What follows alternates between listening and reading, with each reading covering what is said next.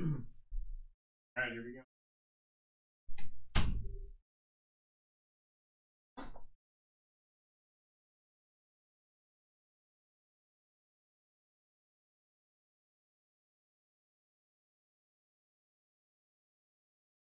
Hello, everybody. Hello. Need to move the mic closer. Closer.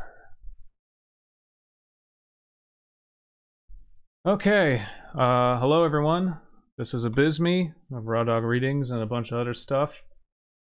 I'm doing this impromptu live stream to get my thoughts down, just so I can get them out relatively quickly. I won't be addressing everything that has been leaked. I know that Slimebeast is planning on releasing a response video himself, so I'm just going to talk about what I have some knowledge in, what my experiences were, and what my take and perspective is on all of this. Also, let me know in the chat if you can hear me okay or if I need to turn anything up. So, first and foremost, let me get my notes here, actually.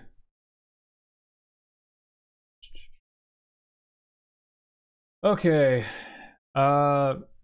Disclaimer number one, I am not a lawyer. Nothing I'm saying should be taken as legal advice. If you need legal advice on something, go get a lawyer. I am not offering legal advice.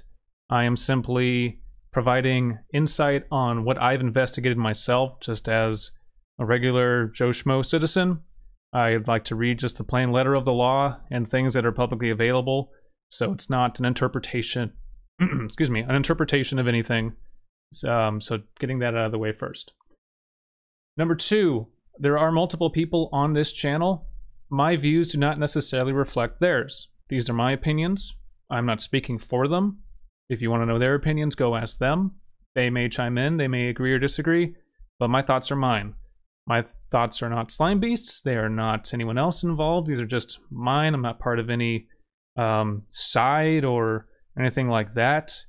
I certainly cross over with a lot of people as far as what my views are, but these are mine, no one else's. This is my channel, so I'm using it just as a way to express my views. Okay. So, what you see in front of you is the video called #CreepyLeaks Prelude. Mr. Creepypasta and Vincent Vena Cava discuss abusing YouTube systems, recorded emissions of false flagging, more, etc. As I understand it, the more means there's more to come.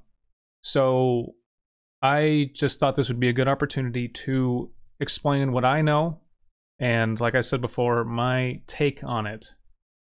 I encourage you all to go watch this video. I know it's over half an hour long, but it's got a lot of information in it, and you should draw your own opinions. So, let's start at the beginning, and a lot of you probably already know this about me. For those of you who don't, I'm saying this for context, as to explain what my, not role, but what my history is with all this. So to begin, I used to be a creepypasta narrator back in, I think, 2015, 2016 or something like that. I did it for about 9 months. I left for various reasons, which are they've been posted elsewhere. You can go find them. This isn't the video for that, but one of the reasons was the trademark debacle when Vincent Vena Cava attempted to trademark Creepypasta. Now, I knew about him because I narrated some of his stories. I knew about Mr. Creepypasta because if you are a narrator or a writer or just a reader, or you've heard of Creepypasta, you've probably heard of him. Both of them are very big influencers in this community. Like them or hate them, know them or don't, they are a significant influence. So it's important to note what they are doing and what the effects of their actions are, which is a lot of what this is about. Excuse me, my throat's pretty dry. I got a drink to keep it lubricated. So, I had prior contact with Cava before all this went down. And when the trademark thing hit, when I saw Slimebeast's videos, which I've linked a bunch in the description, I reached out to him and went, hey, what's going on? We talked. I said that I supported him. I trusted his character and his integrity. And because I'd worked with him and he lets people narrate the stories, and for me, that was a good thing. And he said that he didn't want to abuse it. He just wanted to keep it from other people like Hollywood. And so I said, okay, that sounds great. He told me about that Slimebeast was doxing him. I said that wasn't cool. So I made a video, which you can go find on the internet. It's under Apira Pillar Productions. I'm not going to spell that. It's in the document, in the description below as well. But on that, I said that I'm supporting Cava until we can find a better way, because I don't think anyone should own the term creepypasta. Sure enough, I do more investigation. Things unfold between Cava and Slimebeast. And I see what I take to be Cava abusing the system and sending demand letters, all because of supposed doxing.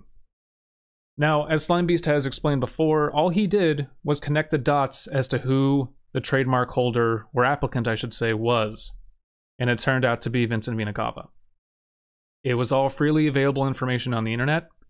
For those of you who don't know, if you apply for a trademark, you have to give information as to where you can be contacted, because that's the law. If you are going to own something and someone needs to contact you about it, and you need to prove that you can own it, you have to say, you can contact me here. You can give your home address, you can give a business address, you can give a bunch of different things. You can have someone with power of attorney to do it, I think. But basically, Slimebeast found that out, and I am reading the chat, guys. I will get to it later. Put in questions, put in all you want. It's just going to happen a bit later, and I need to turn off... Oh my god, I need to turn off the AC. I'll be right back. Sorry.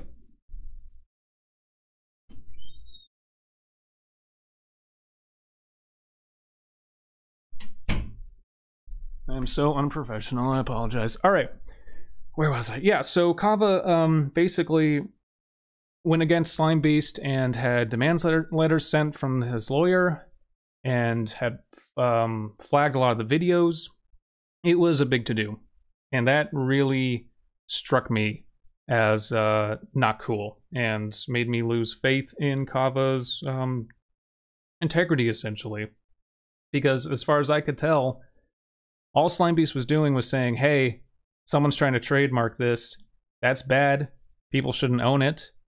It's very circumspect to try to own something and say you're trying to protect it because humans are fallible. That's placing a lot of trust on somebody. This will be archived for future viewing as long as it doesn't get taken down. Who knows? So, essentially, that really rubbed me the wrong way, because it didn't make any sense to me why Cava would hide behind it. Of like, no, I don't want people knowing that. That's, you know, that's disparaging me, when it's just like, well, you're the one applying for it. If you get it, you're gonna have to let the world know that it's yours. This is gonna happen no matter what. So it didn't make any sense to me why he was attacking Slimebeast like this. So there was a lot of back and forth, and eventually I came out of it going, you know, this is, I don't like this. I did more and more research into the trademark, and I learned that the best way to protect creepypasta is to have it declared generic. And basically that just means that, like, it's a term that everyone uses. It's kind of in the public domain. No one can own that. You can't own the word horror. You can't own subgenres of horror like creepypasta, or like the term cyberpunk, or the term dubstep. Like, these are genres. You can't own that. You can't put that on your album and say, this is the dubstep album. And if anyone ever wants to use the word dubstep on their, their intellectual property, they need to go through me first. That doesn't make any sense, and it doesn't make any sense with the term creepypasta. So that all happens, and a lot of the leaked audio is in regards to that. It's just in regards to this dispute. And I didn't know about it until this video that you see on your screen got leaked, but it does kind of reinforce a lot of what my fears were, of just retaliation and on the part of Cava, of I'm going to use my lawyers to basically attack criticism. And you can actually, in the video from Slimebeast, if you go to the timestamp of 6 minutes 12 seconds, Cava says that he that basically what Slimebeast is doing is intent to harm his comic book and his work and his livelihood, and that he will countersue or sue for it, essentially, which again does not make any sense, because people are allowed to not like that you're applying for a trademark. They're allowed to go, hey, I don't approve of this. The trademark system allows you, anybody, to basically write a letter of protest once applications for trademarks are made. I wrote one of myself when this all happened. So it doesn't make any sense, even on the questionable doxing allegation, which I don't think it is, because again, the information was freely available on the internet as posted by Cava. And like that just, it just rubs me the wrong way. It does not speak of someone who is reputable. They can not like what someone thinks about them, but flagging videos and spreading rumors about doxing and trying to neuter channels, you'll hear that term a lot in the leaked audio, is that's a form of censorship. You're trying to chill speech that you don't like that's against you. And it wasn't defamation, in my mind. It was just saying you're trying to own something that everyone's been using for ages, and you shouldn't own that. So that's what's messed up. And this continued for a while. I monitored the trademark, and a letter, which I will bring up right now, got written by the examining attorney. So this is freely available information. I've also linked this in the description. This is the United States Patent and Trademark Office site, Trademark Electronic Search System, or TESS, T-E-S-S. If you go and you just search Creepypasta, a bunch of records come up. This is 3 of 3. I've redacted information that's considered sensitive, even though this is freely available, so as not to incur any false flags, hopefully. But this is the one that Cava made. And it was filed on February 24th, 2015 for Creepypasta and the use of books. It was abandoned on March 9th, 2017. Now, before all that, before the abandonment, I should say, the examining attorney from the trademark office wrote this little ditty on September 8th, 2016, saying that the applicant must respond to this letter to address it, or it's going to be abandoned, essentially. I'm not going to go through this whole thing. I'm just going to highlight some important parts. I encourage you all to read this for yourself. So it says, applicant has applied to register the mark of Creepypasta for books in the field of horror. And says, in addition to being merely descriptive, the applied for mark appears to be generic. Right here. Mark appears to be generic. Or generic. I can't talk, I'm sorry. And then it goes to provide case law and basically explain why it's going to be rejected if Cava doesn't come back with some strong evidence as to why it's not generic, which it totally is. But essentially, what this means, and what this breakdown goes into, is that it's saying the trademark cannot be applied for because this term was not created by Cava. It's not novel. It existed before Cava started writing Creepypasta, because Creepypasta, you know, it came into being, essentially. It's been used by Creepypasta.com, the Wikia. It's been used in YouTube videos. It's a ubiquitous term for horror fiction posted to the internet, essentially. You can't own that. Everyone's been using it. And when this came out, I was expecting, or I guess half expecting, a lot of people, Cava included, to celebrate. Because this is the best possible outcome. The trademark office has said, you can't own this term because it belongs to everybody. And this is on record. Meaning that if anyone else tries to trademark Creepypasta and someone else already has, it's for costumes, but that's a bit different. This exists on record, so anybody can go and point to it and say, look, someone tried this with books. Creepypasta is not a term you can own. It's used by everybody. It's a subgenre of literature. You can't own that. So I was expecting Cava and Mr. Creepypasta to be like, well, we're still making our comic book. We can't trademark it, but hey, This is good. No one can own it. Because Cava did tell me that he thought it was shitty that people were trying to own it, so he was applying so he could own it. But I didn't see that anywhere. It may exist, but I don't know about it. I saw in the video somebody asked, sorry, I'm going to take a drink really quick. Somebody asked Mr. Creepypasta, oh, I saw the trademark got denied. What does that mean? And Mr. Creepypasta said, oh, we don't know. We just hope for the best. Who knows what's going to happen? And I replied going, the best possible outcome happened. It's been declared generic, at least in this opinion.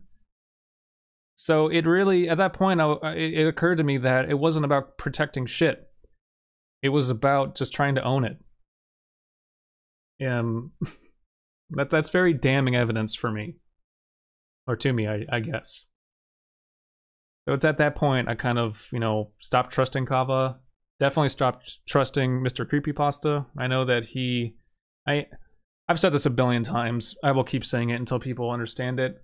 Mr. Creepypasta makes his living off of reading other people's stories set to other people's music, usually behind other people's images. And like a lot of narrators, doesn't really make anything new in the field of creepypasta. And even the books he makes are anthologies of other people's stories. The authors got paid, but it's like his name on it. Look, I had other people write stories. It's nothing spectacular. It's nothing impressive. And Cava works with him a lot. Because I think they have a I know they have a business relationship together. So I don't have proof of this, but it really does feel like they're just trying to do things to grab a large stake of the creepypasta market, I guess, and control of the intellectual property. It's just insidious to me. I just saw that somebody mentioned the Rake motion comic. So yeah, let's move on to the comic book. This is something Slimebeast also brought up. I'm going to bring this up, actually. So he found... where are you? All right. You're over here. So for those of you that don't know, the comic book did come out after severe, I think over a year's worth of delays. And little to no communication to the people who backed it. I think it raised about $25,000 or something like that. And there was just delays and delays and delays, and people were getting angry. A human skull was offered as a stretch goal prize or something. If you donate a certain amount, you get a human skull. Slimebeast also brought that up, and then that prize got taken away because that's disrespectful to the dead. And just something an edgelord does, I think. So thankfully that didn't actually happen, but that was a Cava and Mr. Creepypasta thing. When there was another stretch goal for $8,000, past the initial goal, I think, that a motion comic would be made. The motion comic did come out. You can see it on Mr. Creepypasta's channel. The title of it is He is the Rake. The motion comic is essentially a slideshow. It took very little work, because it's really just, if you have any type of video editing software, it's not hard to do what is in there.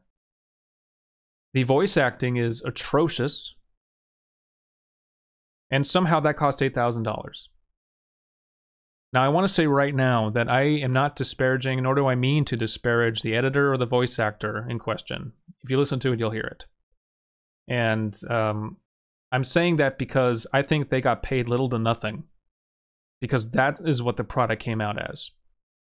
Very low effort. Very unimpressive.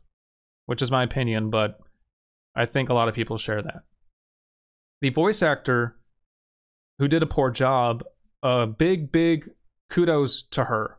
She went through the comments and she said, hey, I'm a first timer, or I don't have much experience. I agree it could be better. Good on you. Keep at it. There's plenty of stuff I've done that I am not proud of, and I know is shit. Would like to know how much you got paid for this, because where did that $8,000 go? This is something Slimebeast brought up. This cost $8,000. That's a lot of money. Especially in the entertainment industry for small-time creators. That's a lot of money. Where did that go? And even if it was all spent somehow on this motion comic, that was the product that Cava and MCP were okay with? After all that time? It's unprofessional, it's questionable, and I have so many suspicions about it. And they are just suspicions, they aren't founded on anything other than hearsay and what I'm assuming. But a lot of people have come to that conclusion. Slimebeast is here, hey dude, and he says some of the 8,000 went to rewards to the backers, but no way to know how much. Yeah, again, lack of communication. Which brings us to this leak. This is Midnight author Christopher Warren. He is the editor for the motion comic, and he also goes deep into all the backer problems. I encourage you all to read this.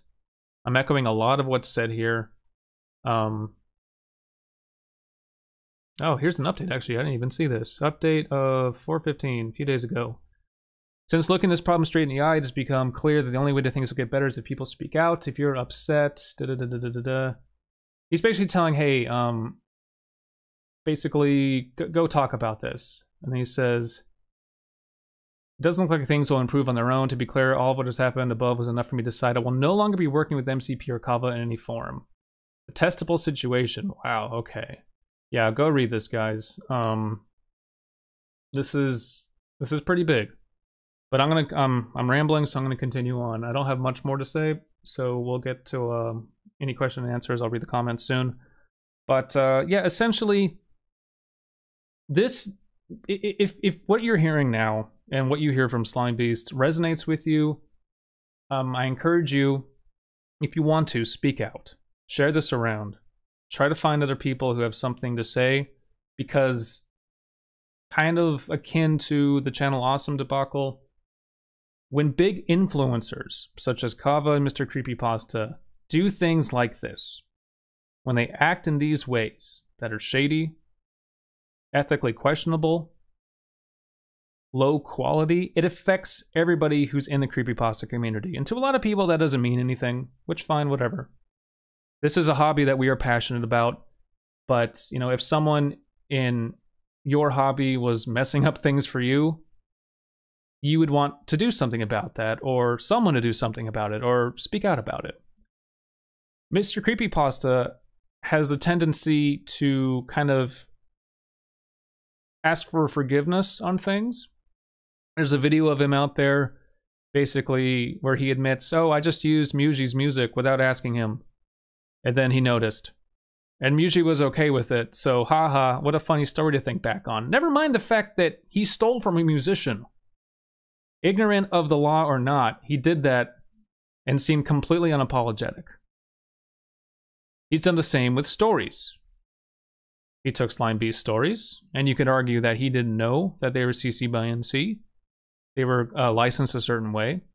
But then when pressed about it, put up a fight saying, well, you know, I don't believe you own your work. Prove it. You know, I put it in, you know, all this junk about how it's his livelihood, when all he did is read words on a page, word for word, slapped it together, put it behind other people's music, other people's images, and acts very self-important about it, like what he's doing is difficult.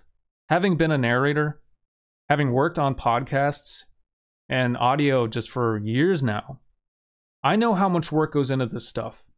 Unless you're making an audio drama or writing your own stuff, composing your own stuff, it is so easy to be a narrator. It is one of the lowest, bare minimum effort things you can do on YouTube, which is why so many people do it. Which is okay. It's a gateway to things. It taught me a lot, and I moved on from it. But a lot of people move on because it's a dead end of creativity. Unless you are making something that's mostly your original ideas, or you are transforming a story into something greater than just reading words on a page, you're not doing much. And take another drink. Excuse me. So, a lot of people will defend MCP and Cava's actions even after all this.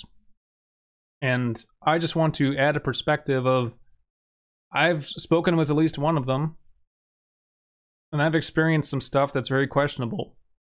Very, very questionable. And I'm not buying it. I'm not buying that they are the benevolent, talented, great, pillars of the community. I know a lot of people like them, but that doesn't mean anything to me if what you do is wrong. I want to keep this civil. I want to keep this non-inflammatory because I am taking this seriously. So if I see an inflammatory thing, I'm not going to read it. So now we're going to go to the comments and stuff. I think that's all I really wanted to bring up. But I hope you guys take home the point that I've been on both sides, I guess, of this. And if you do your research, if you make up your own mind and you don't just blindly listen to one side or the other, the truth reveals itself. That's what I encourage you to do. All right. Ooh, let's see here. I'm looking at the chat right now.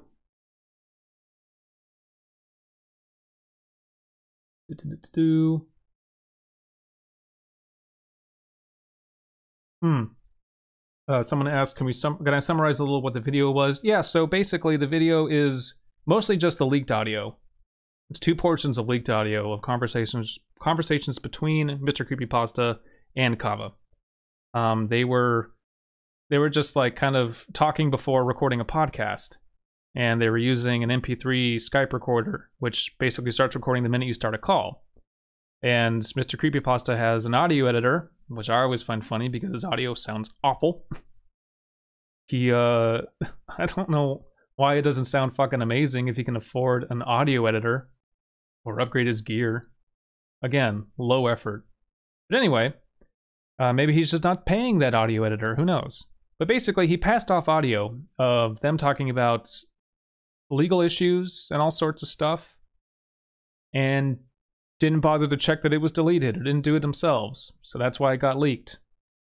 So for anyone out there listening, don't talk about private legal stuff whilst you're being recorded.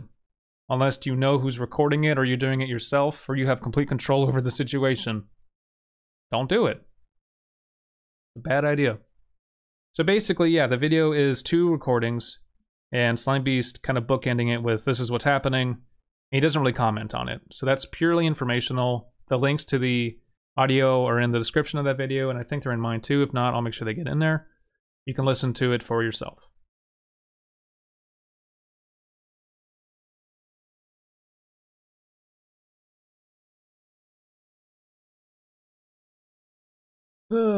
It's disappointing seeing Cava doing this, I agree. People hold him in high regard. Most of them know what he's been doing. That's very true.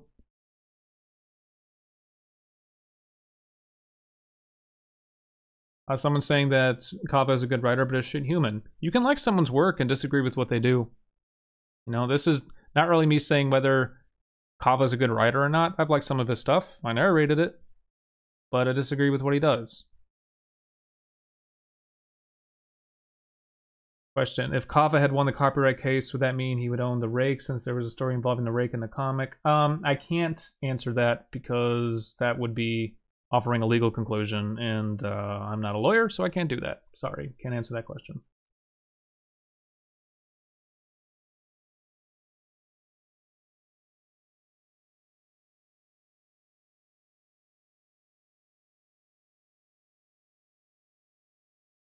If Mr. Creepypasta and Cava were like actually on the up and up, they'd break down where the AK went. I agree. I would think you would want to be very forward with your backers of like, this is the money we need and here's exactly where it goes. There's been allegations of them blowing it on trips and strip clubs and stuff. I don't know how accurate that is. I can't speak to the veracity of that, but I wouldn't be surprised. I would not be surprised at all. MCP and VVC, that's Cava, both admit to misusing the YouTube systems, which is tantamount to fraud, but I don't see the feds caring. Yeah, so actually, in those recordings, this is a good point. Mr. Creepypasta talks about ways to get around YouTube Content ID system. I'm not going to talk about it too much because Slimebeast has a video coming out. But, the YouTube's copyright strike system is terrible for both sides of any dispute. It can be awful. But if you're using ways to basically trick the system and not do a fair rebuttal or a strike, that's bad. You should not just be trying to trick the system. If you got stolen from, prove that it's yours. If someone's claiming you stole something when you didn't, prove that you didn't.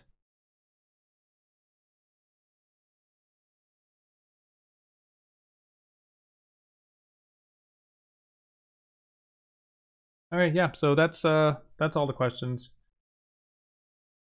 Is there any way to make these people wake up so to speak? I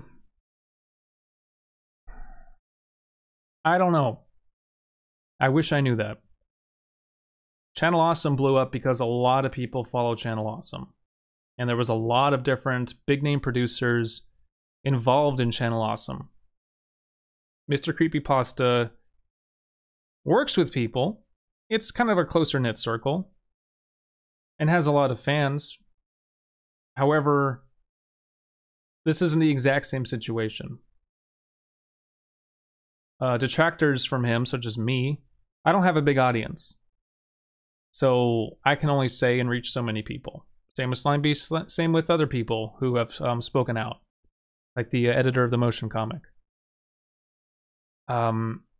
Basically, we just have to get content like this out there. I hope someone listens. Post it around. Try to share it.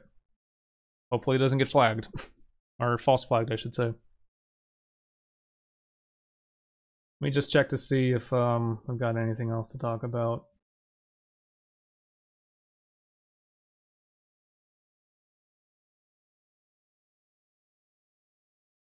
No, that's about it.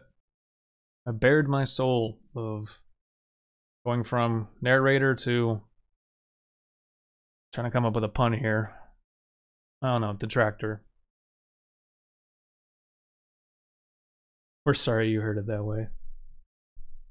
Do they know it's coming? Maybe? I've seen tweets from Cava saying like people are jealous of your success, don't let them bring you down. That might have been a tell, who knows?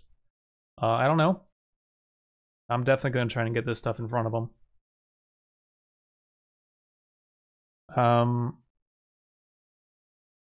Yeah.